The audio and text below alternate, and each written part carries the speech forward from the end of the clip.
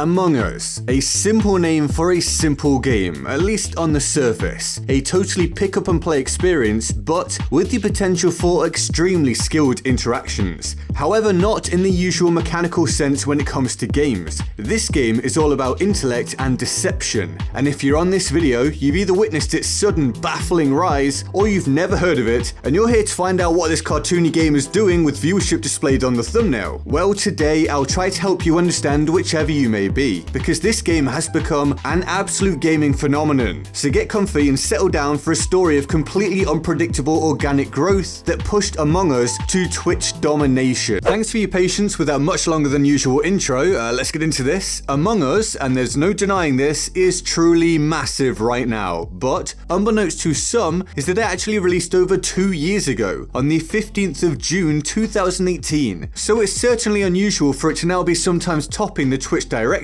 after having been near totally forgotten about just a few months ago. And well, that's the beauty of the internet and content creation. I'll be displaying footage from some such creators in this video, and I'll credit each one on screen. You're likely going to recognize some names, and while there are multiple reasons for this game's success as we'll go through, this is a big one. The very premise that Among Us brings together up to 10 players at a time is a social game. And how often do you get a game that puts 10 players together for dedicated conversation between them in this manner? It's not often. Now make those people content creators, and this is the ultimate networking game. Trust me, I bet my life on it. Kill me if I'm wrong. Kill me if I'm wrong. We're in, boys. We're down for the... What's your reaction for the thumbnail?